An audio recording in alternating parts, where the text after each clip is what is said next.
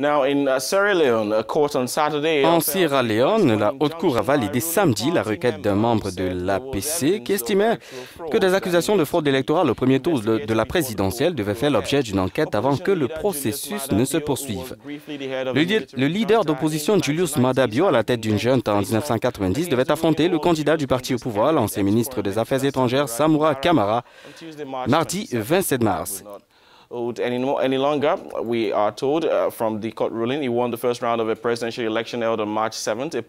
Il a remporté le premier tour tenu le 7 mars dernier, décrit comme pacifique. Absolument, Jerry. Je rappelle que lors de ce premier tour du scrutin, avec 43,3% des voix contre 42,7% des voix, Julius Maada Bio, le candidat du SLPP, le principal parti d'opposition, a obtenu une courte avance sur Samura Kamara de l'APC avec une participation atteignant le niveau exceptionnel de plus de 84%.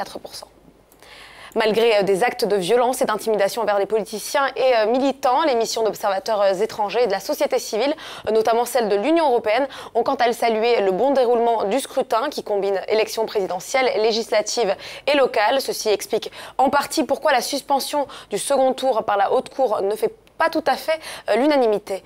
Le récit de Rodrigue Louet. La décision de la Haute Cour sierra-léonaise demandant à la Commission électorale nationale de suspendre les opérations préélectorales du second tour de la présidentielle ne fait pas l'unanimité. Du côté de l'APC au pouvoir, à l'origine de cette décision, suite à la requête introduite par un de ses membres pour des fraudes présumées constatées au premier tour, la mesure est plutôt bien accueillie. Son candidat, Samura Kamara, pense que la décision permettra à la justice de s'assurer que l'ANEC mettra au clair les décalages et irrégularités de l'élection du 7 mars avant la seconde manche. L'opposition navigue à contre-courant de cette mesure. Le SLPP voit dans cette décision un stratagème délibéré du président Ernest Bai Koroma pour prolonger illégalement son mandat. Mardi, quelques 3,1 millions de Sierra-Léonais se rendront aux urnes pour choisir leur président. Sont en lice pour ce scrutin l'opposant Julius Maada Bio et le candidat du pouvoir Samura Kamara. La décision de la Haute Cour rend cependant incertaine la tenue de ce vote. Eric Kawa est notre correspondant en Sierra Leone, il est à Freetown.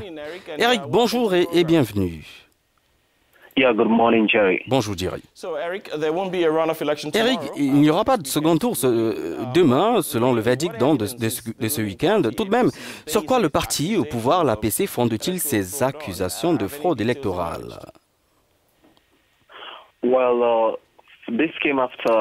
Eh bien, cela s'est produit après l'annonce des résultats du premier tour des élections générales.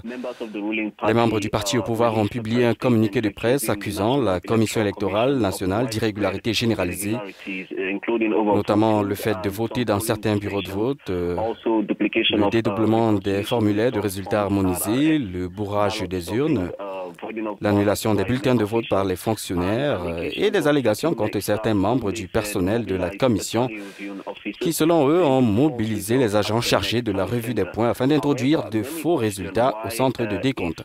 Cependant, nombreux sont ceux qui se demandent pourquoi le parti au pouvoir se plaint alors qu'il est aux affaires.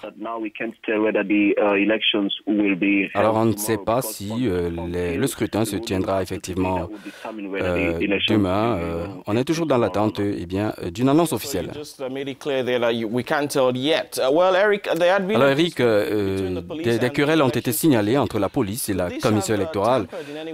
Cela aurait-il pu empêcher le processus de tenue du second tour? Oui et non en même temps, compte tenu du fait que la commission électorale a publié cette semaine une déclaration accusant la police sierra-léonaise d'intimider son personnel et de perturber leurs activités alors que le pays se dirige vers un second tour. La police a néanmoins rejeté ces accusations, affirmant qu'elle enquêtait seulement sur 200 crimes liés à l'élection impliquant certains membres du personnel de la commission. Elle a en outre déclaré qu'elle avait demandé que le secrétaire exécutif de la commission électorale fasse l'objet d'une enquête par le CID, mais qu'il ne pouvait pas se présenter. Alors si on jette un regard sur l'injonction provisoire de la Cour suprême déposée par un juriste membre du parti APC, on peut dire qu'il y a des similitudes, surtout étant donné que la police sierra-léonaise enquête également sur certains employés du NEC sur des allégations d'irrégularité généralisées dans le système. Les partisans de l'APC se sont réjouis jeudi lorsque le tribunal a rendu sa décision. Mais qu'est-ce que cela signifie pour les candidats qui briguent le poste de Baïkoroma?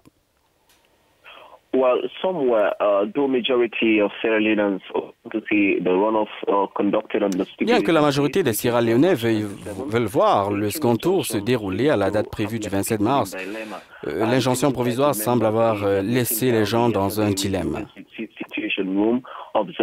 Et des membres de la société civile, lors d'une réunion tenue hier, les observateurs et les médias ont appelé la Haute Cour à organiser les élections à cette date et demandé aux Sierra-Léonais de rester calmes et à maintenir la paix.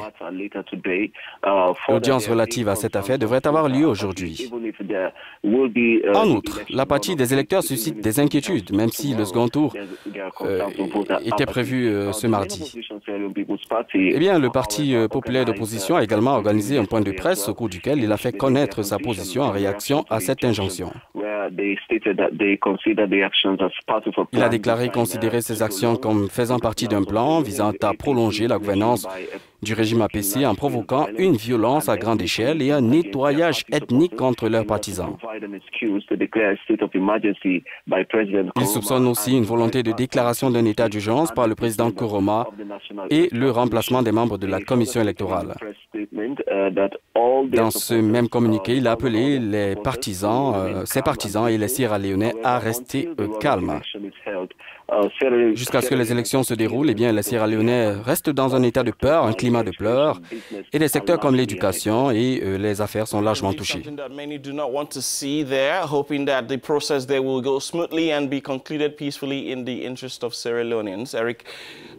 Voilà, merci Eric Kawa. Merci beaucoup. On suivra ce processus électoral sierra-léonais qui devrait conduire donc à la désignation d'un successeur au président Baïkoroma. Eh bien, retrouvez l'essentiel de ces sujets et bien d'autres sur nos divers réseaux sociaux. Suivez-nous sur notre site internet africanews.com. À suivre dans l'émission, il n'y a peut-être pas beaucoup de consommateurs de café au Nigeria, mais un artiste de ce pays vient de trouver un moyen de combiner ses passions pour l'art et le café. On verra tout cela après la pause.